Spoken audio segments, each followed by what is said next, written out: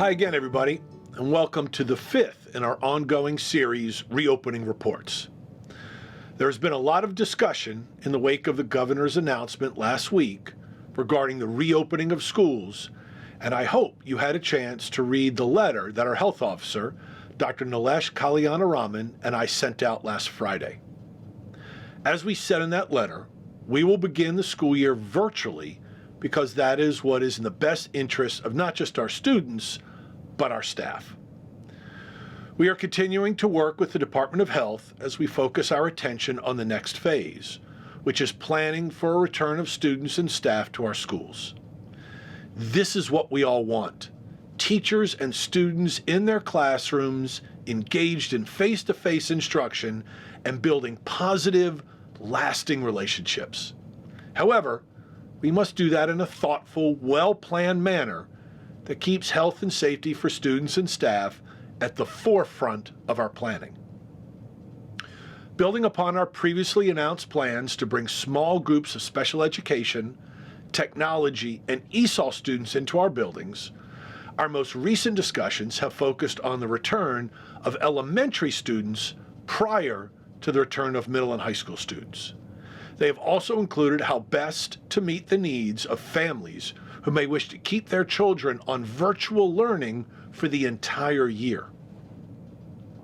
Based on the current advice from not only our local health department, but the Maryland Department of Health, the CDC, and the Maryland State Department of Education, we will build a hybrid model of instruction in which students may be in schools 2 days a week and learning from home virtually 3 days a week.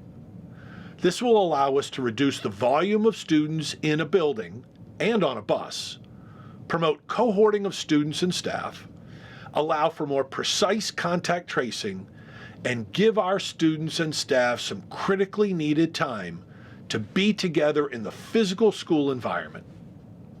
To do this, everyone will have to contribute and sacrifice in order to bring our staff and students back into schools.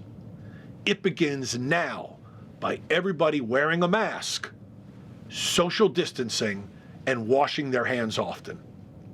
When schools reopen, students and staff will wear masks. Desks will be appropriately spaced, and there will be one student per seat on a bus. No public spaces will be used for congregation, and symptom checks will be expected before anybody leaves their home. As is recommended, the ventilation systems in our schools will be set to maximize the use of external air, and we will ensure they all meet state and federal standards. Our current focus is on the opening of the new school year and the onset of virtual learning on September 8th. In that regard, we are continuing to distribute Chromebooks as quickly as possible. Families still in need of a Chromebook should contact their student's school. There will be many questions with the implementation of virtual learning, and our virtual learning website, www.aacps.org/virtual learning, is full of information to help. Please check it often. I also want to remind any families who have not yet enrolled their students to do so today at www.aacps.org/enrollment. This week, I have some fantastic news about meals for the coming school year. The U.S. Department of Agriculture has extended the waiver that allows school systems like ours to serve meals to children ages 2 to 18, regardless of income or school enrollment status. We're also going to nearly double the number of meal sites across our county beginning on the first day of school, so it will be even easier than ever to access meals. What this means to you is that children can go to any meal site and pick up a free breakfast and lunch each school day starting September 8th. Parents can pick up meals without their children present as long as they register by calling our Division of Food and Nutrition Services at 410-222-5900. Families who will need free or reduced price meals whenever we get back into school buildings must still fill out an application to determine their status. You can find that application at www.aacps.org/meal application. The opening week of school, even in this virtual environment, is always exciting.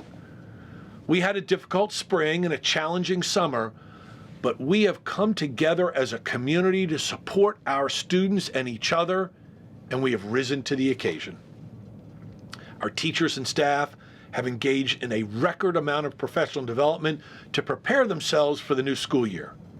We are committed to a robust, meaningful virtual experience for our students, and we are ready. Please continue to be safe for yourself, your family, and our community. Wear a mask, wash your hands, keep your distance, and help protect Team AACPS.